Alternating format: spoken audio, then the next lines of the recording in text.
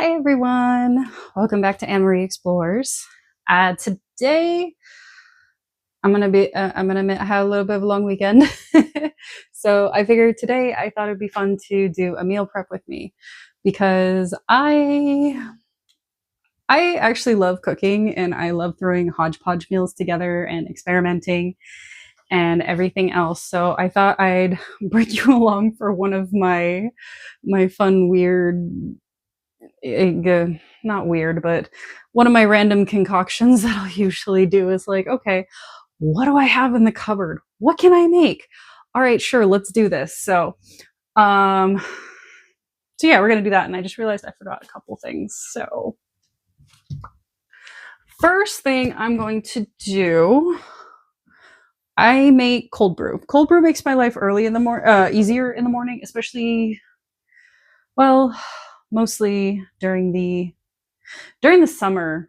I have a newfound appreciation for cold brew because it's easy. I had to switch to an earlier shift, so it made it way easier in the morning to get my coffee fix because I just had to pop open the fridge, pour it in the cup, run out the door to work. So, yeah, so I thought I'd make one of these first. This is my coffee brew maker. It's, how many ounces is this? I probably should have looked at that. It makes about six cups. So about 32. No. Makes a lot of coffee. I'll leave it at that. I'm like, I'm not gonna try and do math. I had a long day at work and all I want to do is just cook because this is how I unwind too. And for a while in the last place that we lived, the apartment, I couldn't exactly do cooking. We really had no counter space. The stove was across the way. There was no counters or anything on either side. The other side was the sink. One side was taken up by a drying dish rack because we didn't have a dishwasher, and the toaster oven. And then the other part of the counter had, that was usually where I had like my electric kettle or a teeny tiny little spot for a cutting board. So not really any maneuverability. And we did have a little kitchen island thing, but it was just a gadget holder, to be honest. It held the Instapot and the air fryer. that's the largest amount it could accommodate. So I know I probably could have put stuff away, but space was a little confined. So now I'm in a slightly larger kitchen. The cooking is definitely looking forward to getting back to cooking. So for this, I use whatever coffee. This is Trader Joe's medium roast, the Arabica coffee. I won it in a coffee tea gift basket, which is why I'm using it. I didn't actively go out and buy it, but I will say this actually makes really good cold brew. I was very surprised. So for this amount, because I fill it up to a little more than 6 cups. I fill this sucker right up to the neckline. So that is about, because when I looked it up, it was about 12 tablespoons, which comes out to approximately 3/4 of a cup. So this is just my little half cup measure because I'll put, and yes, I am always spilling things everywhere, which makes cleanup a total blast. But yeah, I'll just kind of gently get it in there. So I only did half a cup, but that's because I'm going to be layering in cinnamon and salt. And no, I don't have an exact measurement. Cinnamon can be really powerful, so you don't want to use too much. So I'll just give a little shake. Let's see if I can. No, y'all aren't going to be able to. No matter which way I turn it, I don't think you're going to be able to see it. Essentially, I put like a fine layer over the coffee that's in there and about 3 turns on the salt shaker. And then I put in the rest of the coffee, which, yes, I could get a 1/4 cup measuring spoon, but I do like my coffee a little strong, so I won't do a full cup, but I'll do like, I'll fill it up like, you know, halfway, a little more, and then right in there, and then just a dash more cinnamon, another couple twists of salt. It does not make it salty, despite what people are probably thinking right now. So, but yeah, so that's it. That's all there is. And then I just fill this all the way up to here, and I let it sit in the fridge for anywhere from 12 to 16 hours. This one, unfortunately, probably won't be sitting for that long because I have to get coffee at 4 in the morning. So this won't, so maybe be 10-hour. Well, no, I'll grab it at 5. So it's be like a 9-hour brew. I'll probably pour some out and then put it back in and let it sit there for the rest of the day. But I'm gonna go ahead and fill this all the way up to here. I'm gonna put it in the fridge, and then when we come back, I'm going to make my lunches for the week, which is a take on shepherd's pie or cottage pie. I've heard people say it's the same thing. I've heard people say shepherd's pie is specifically lamb, cottage pie is beef and everything else, but y'all can debate about it in the comments. I'm just going to call it shepherd's pie for, it's a twist on it. It's not exactly shepherd's pie. I'll admit that up front. It's a twist on it. So, but I'm going to fill this. I'm going to come back and then we'll start doing that.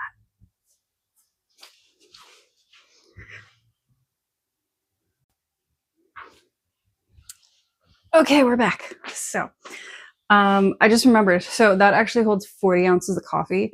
That is enough to get me through an entire week because I only drink about anywhere between 8 to 10 ounces. I eyeball it in my cup, anywhere between 8 to 10 ounces a day. I actually make it last all day because caffeine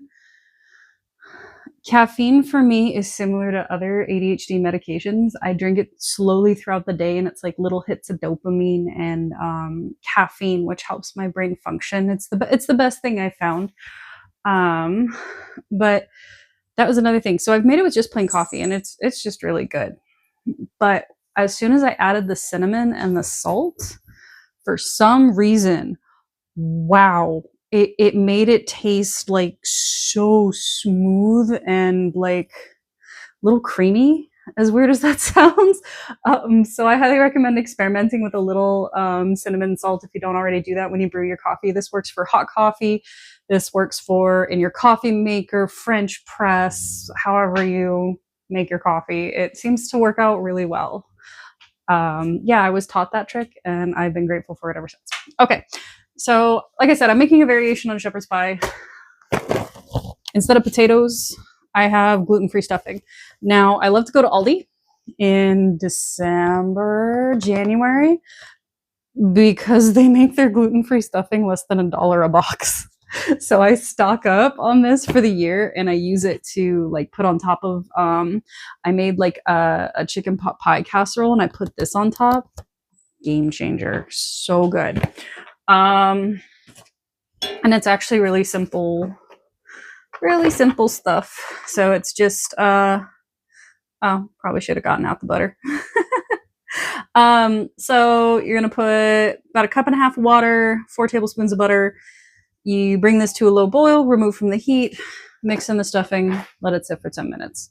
Pretty easy stuff. So I am going to make this really quick. And when I come back, I'll show it to you right after I fold in the stuffing to the water, because I'm pretty sure you don't want to listen to me talk while the water boils the whole time, or waiting for the water to boil. So I'll come back when this is at its setting stage, and we shall make the film. Yeah, I'm excited.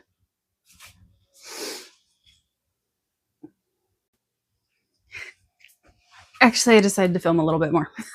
So yeah, the butter, in case you're curious, I use the Kirkland grass-fed butter.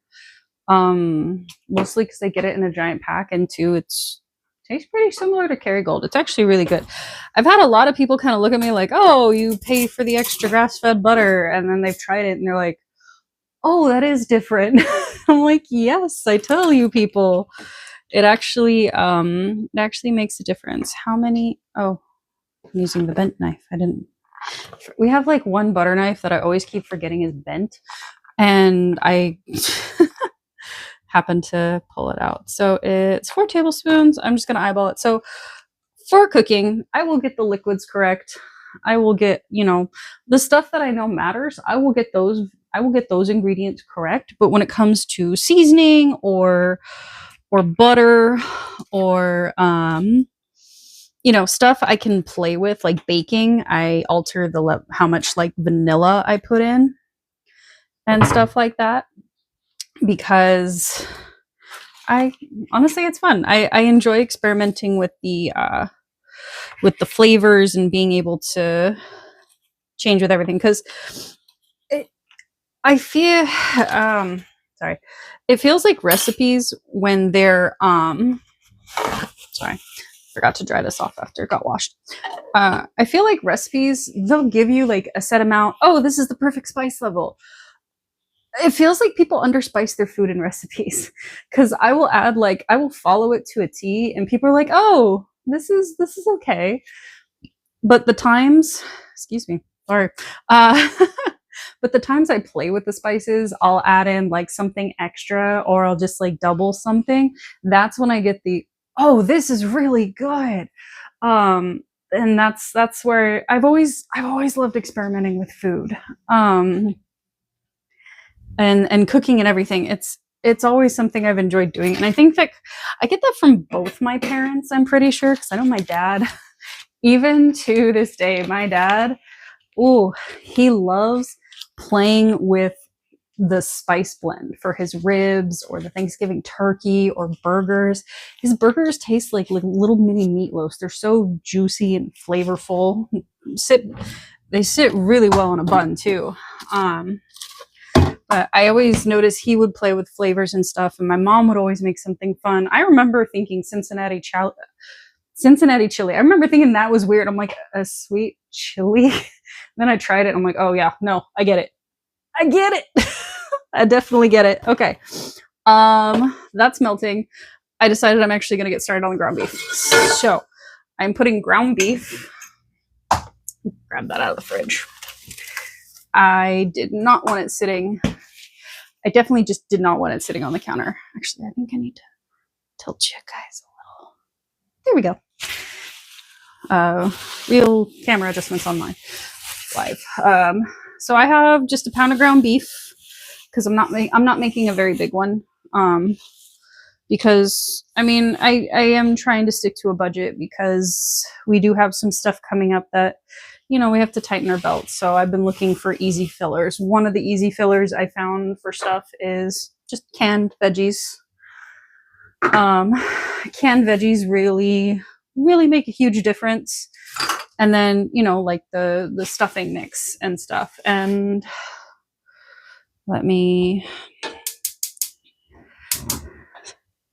so this isn't a hex-clad pan, but it is it's just a little wet, that's all. It's not a hex-clad pan, but it's one of those general what am I thinking? It's one of those brands like it. It's called Henkel's. My parents got them from Costco, and my mom, she had spinal fusion surgery. And so when I was staying over there helping her out and doing some of the cooking, they had these I fell in love with these pans. I told my husband, like, we're going to Costco. I'm spending the money on these pans. And I am so glad I did. I love them. They're great. This is the largest one right here, because we're going to be mixing a lot of goodies in.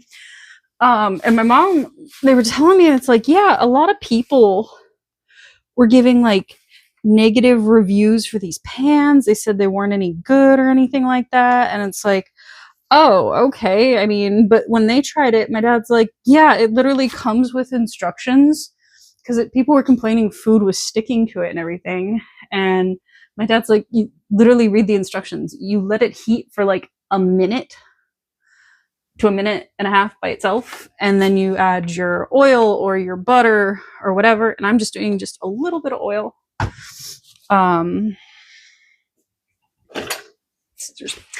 little bit of oil to just coat the pan a little bit. But yeah, when I started doing that, yeah, no, I did that from the start, and I'm just gonna drain the meat juice. Sorry, random thing to say. I also have cats that will come into the sink and lick everything, so I have to rinse everything down the sink. It's also, you know, sanitary to do so. All right. Yeah, so I followed what he told me, and I have not had anything stick to the pan. I mean, I've had eggs stick, but that's also because I tried to move them before like things were set or they were ready. So it didn't really go too well. You know, these packages are supposed to have that corner to peel, but I've never been able to find them on the Costco. No, this is Sam's. Sam's has grass-fed ground beef. I got very big into that for a while.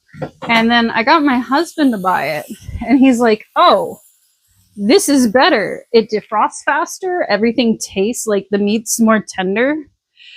And I know it's not very budget friendly, because it can cost a little bit of money. Let me just wash my hands here. It can cost a little bit of money, but it's completely worth it, in our opinion, because we save up and we do buy it. We buy it 3 pounds at a time because it comes already pre-divided into the 1 pound packages. So I love it. I love it. So just gotta, yeah, absolutely love this stuff. However, I don't think, oh no, all of our spatulas are dirty. I have to do some quick dishes. I will be right back. Okay. I neglected to check to see if any of our spatulas were clean. So I'm just going to break this up. Now, I don't always season this right away, because I've noticed it'll just kind of run off in the grease. So I don't recommend it. But you can do however you please. It is your choice. It is how you choose how you cook. That's just what I've noticed for me. It doesn't wait for that to cook a little more, and then it'll be easier to break down. Oh, this is actually, oh, I turned down the heat while I was washing the thing. So got one of those thingies. The water is now boiling, so I'm going to do that. Remove the heat, and I should have cut this open before I used the scissors on the ground beef, but I was not thinking. We have kitchen scissors. I know we have like 5 pairs of kitchen scissors. Here we go. Bats.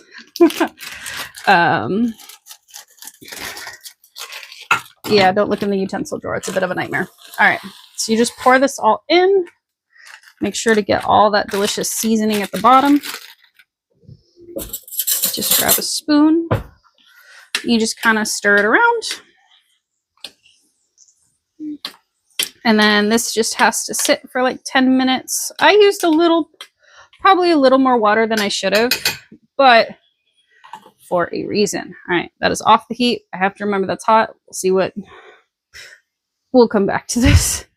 Yeah.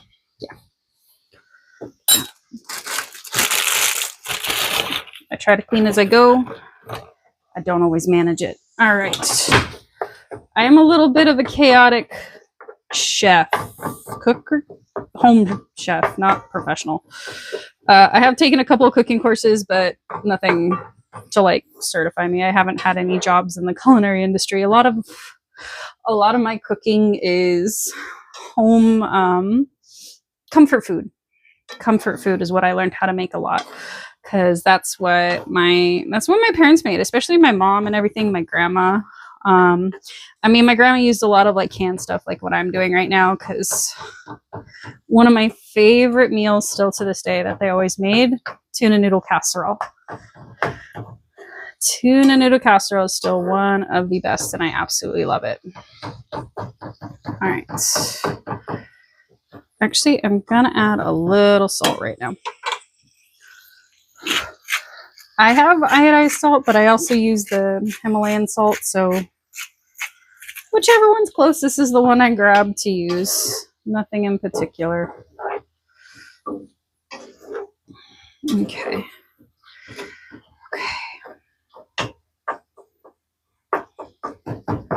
But yeah, so I'm going to let this cook for a little bit, and then I get some, usually how I drain the grease, I don't attempt to pour the pan. I just get some paper towels and tongs, and I'll just kind of soak up the grease and then set it on like a plate or something, wait for it to 100% cool down, and then I just kind of throw it away. We usually really only save the bacon grease, but even then, I don't really cook with bacon grease that much. Yeah. Well, okay, not true. When I make bacon, I always cook like eggs or pancakes in it because that just ups the flavor. Anyway, I'm going to get the grease out of here, and then I'm gonna get these cans of filling open, and then we're gonna start putting this thing together. So.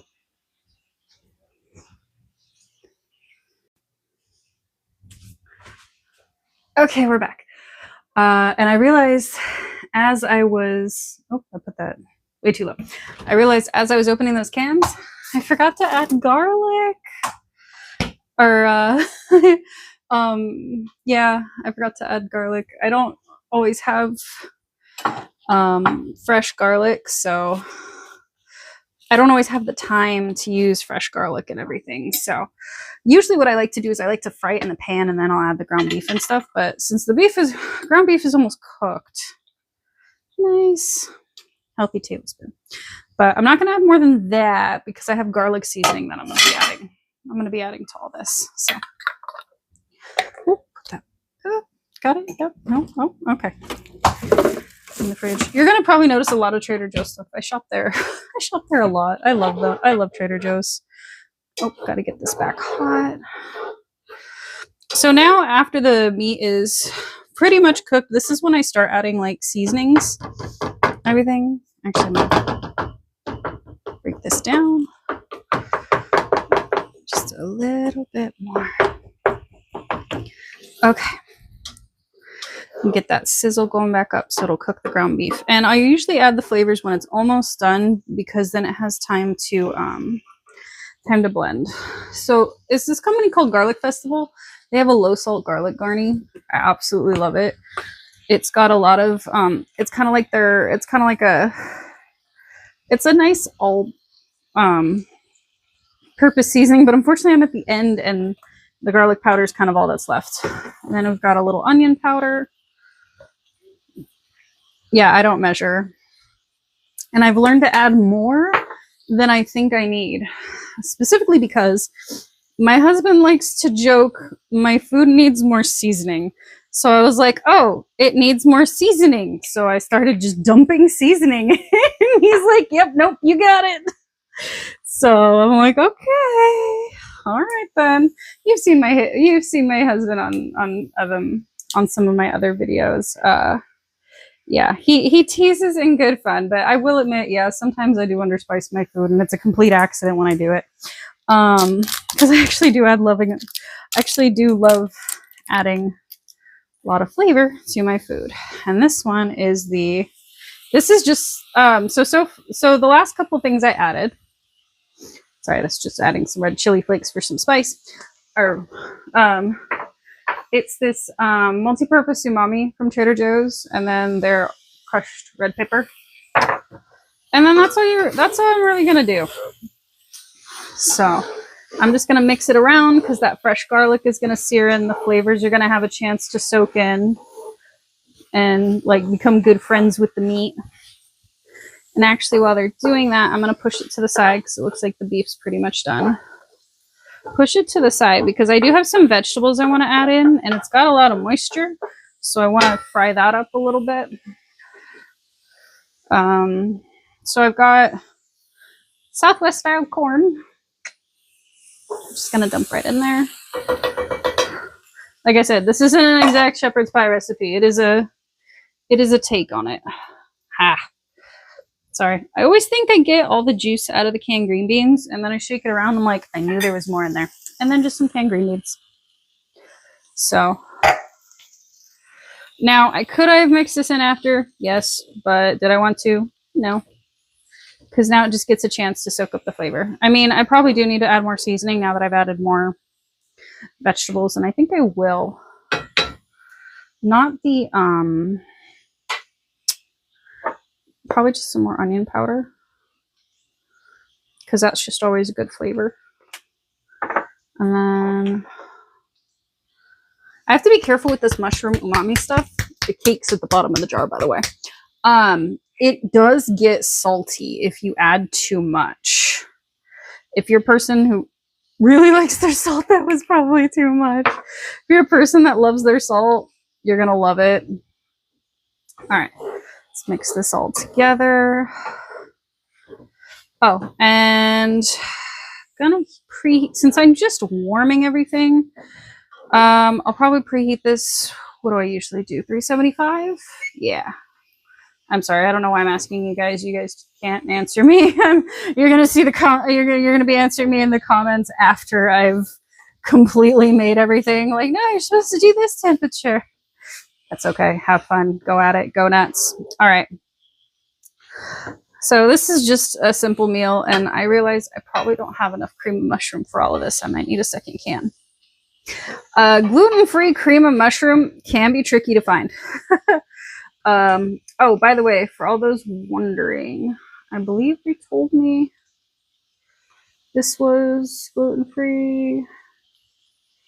I don't know. Yeah, I believe the garlic festival stuff is gluten-free, and I just realized I don't think, you know, sometimes I just don't look at my seasonings because I didn't have to live with a dietary restriction for so long. I'm just not in the habit. I'm just breaking up the green beans, by the way, because some of them are a little long, but luckily they're easy to mush. Yeah, I got so used to living without dietary restrictions that I never really, I still struggle to remember the habit of reading labels, and I pay the price for it every now and then, because I'm just like, why do I suddenly have brain fog? Why do I suddenly feel so like just blasé and like, why is my gut uncomfortable? Oh, whoops, I ate something that had gluten in it. Like, okay, I'm going to show you the perfect example, because, you know, you're all going to see this and you go, oh, common sense. Of course this isn't gluten-free. No, my brain went crunchy, chili, onion stuff. Like, oh, that sounds amazing. This is going to be good. Totally ignoring the crispy fried onion part. And then I read it and I'm like, oh, this is why I've been feeling crummy for the last 3 days that I've been using this. So yeah, anyway, I'm going to kill the heat and just let the residual heat kind of warm, kind of cook this through. And so, and we're going to get our, oh yeah, can I touch this? It's not too hot. Yeah, there's our stuffing. Looks pretty good. I put my spoon in the sink after I used it for garlic. But let me, yeah. So you see how it's like all nice and mushy? That is going to spread beautifully on top of this in the oven. Oh man, this smells good. I have to not try this, because once I start nibbling on the stuffing, I will keep nibbling because it is so good. But yeah, mushy stuffing makes for a really great spread. It makes spreading a little easier in my opinion. So I love it for that. But yeah, I believe I have enough seasoning. Let me open this. This is just the Walmart brand. I don't know. I feel like some people care about knowing the brands and stuff you're cooking with. Honestly, the best ingredients for your recipe that fell out like a slug. The best ingredients for your recipe are whatever you have in your kitchen. And that's what I had to learn. And I am so glad I did, because when you think that way, you can actually make some really amazing, delicious food. And this is not going to look appetizing at all, but I have made variations of this and it comes out amazing. But I decided to do a cooking video today because I've been watching a lot of cooking shows, mostly I've been watching Mythical Kitchen a lot. I just discovered them like a month ago, and I've been super binging them because I love their energy. They're so much fun, and actually they've kind of got me cooking again. They've got me inspired to like try crazy recipes again. And actually, that is, as you can see, that is plenty. Oh, I don't want it to fall. That is plenty of cream of mushroom because it has coated everything just nicely. Now I just have to get my pan. And we will get this dished up and then popped in the oven. And I am not going to I'm not going to make you stand here and listen to me. Well, this might get loud because I have to get a glass dish. I am so sorry in advance. I will make this as quiet as possible. I don't have my 8x8 baking dish because I made cookie bars with it. And so sorry. It is in the dishwasher, which hasn't been run yet. So, but yeah, I've been watching Mythical Kitchen, and it's been really inspiring. And it's gotten me to rediscover my love of cooking. This is just coconut oil spray from, once again, Trader Joe's. I do, like I said, I do love that store. I lived around the corner from it when I was at my parents' place, and that's one of the ways I fell in love with it, is because it was right down the street. It was that or Vaughn's. Well, there was a Albertsons up there, and then Albertsons and Vaughn's kind of became one thing. All right. How am I gonna do this? Oh, actually, hang on. I think that might be cool enough for me too. I can set my hand there for about a minute, so we're good. Okay. No, I did not just burn my hand. Kids, do not do that. Don't do any of what I just did at home. Do not touch a stove to test how hot it is. I just have experience on my side for that one. Because I've had to do it. I've learned when it like sits for so long. Because what I'll do is again, do not do this. I'll hover my hand over it. If I don't feel any heat, I'll lightly like tap, and then that's it. Like the closer I get, if it gets hotter, then I just immediately back off. I don't even touch it. But yeah, so all right, look at this. Hey, this actually looks pretty good. Now there's a couple things you can do. You can add cheese here if you want to, and normally I would, but that's only if I'm using potatoes. But because I'm using stuffing, I'm not going to add any cheese. I know. Cheese and cottage or shepherd's pie, that probably sounds weird. So get our gluten-free stuffing. I will say, so for gluten-free foods, it is hard to find stuff that doesn't have the gluten-free taste to it. And all my gluten-free people out there, you will understand. I had to check something, see what one of the cats was doing. You will understand there is a taste to it. And my husband can taste it right off the bat. So anytime I taste something, I'm like, this is too good. This tastes like normal food. I'm like, sweetie, I need you to try this. And he immediately goes, yep, that's gluten-free, sweetie. You're fine. So he will actually eat this stuffing. He does love it. One of my favorite things to do with this leftover stuffing, ever since I saw it online, I put it in the waffle maker. Changed my life a little bit. It was absolutely delicious. Okay. Now this isn't going to be 100% coverage. I actually don't mind the little gaps and everything because that'll make things easier. Did wash my hands, so I just kind of make sure it's like I just make sure there's 99% coverage. If I can get 100, cool. Otherwise, I am not going to fret over it. But as you can see, when it's mushy, kind of like mashed potatoes, it's a lot easier to smooth it over. So that's why I don't mind a mushy stuffing for this one. But I think this is going to be delicious. Yeah. All right.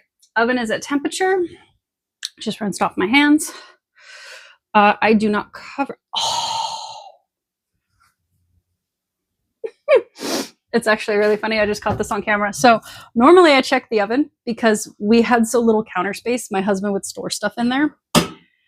And I would always check the oven. I got into such a habit of check the oven, check the oven, check the oven, because he would put stuff in there and I'd always forget when I was preheating it. Anyway, so this is going to go in here until it's golden bubbly. It'll probably take about 40-45 minutes. And he would do this to me, and he would do that, and it's like, I feel like, why did you put it in there? He's like, there's no cupboard space. So I got in the habit, but then when we moved here, I fell out of the habit because it's like, oh, everything has a home. That is too hot, so now I have to let it, I mean, at least it was clean, and now it's sanitized. Anyway, so I'm going to clean this up. That's going to go in the oven for about 40 to 45 minutes. I will see you back here to see the delicious golden result.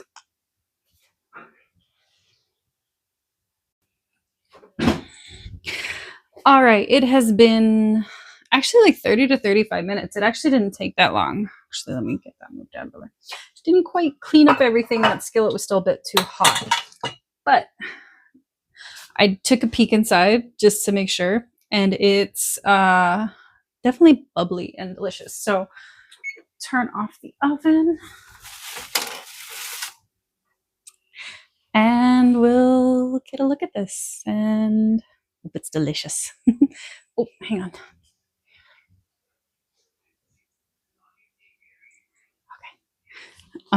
One of my cats is just meandering across the counter, so I'm keeping an eye on her.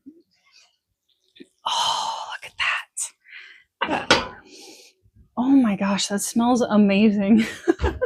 It's all the seasoning from like the stuffing and stuff like that. It's so good. Okay, hang on. I'm gonna get the camera off the tripod.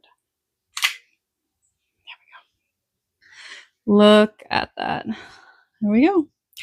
My take on a shepherd's pie or cottage pie.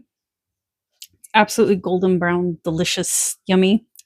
So yeah. Sorry, you weren't supposed to see all the boxes. Yeah. So so this is just, hang on, let me, oh, did I mess up the, no, I didn't. Okay. Yeah. So this is something nice and simple, very easy to make. Just have to do ground beef, but I've made it even with ground pork. It comes out a little drier, but it's still really good. So just ground beef, whatever canned veggies you have, a can of cream of mushroom or something soup. Oh, hang on, come here. She is sniffing around. Hi. Hello.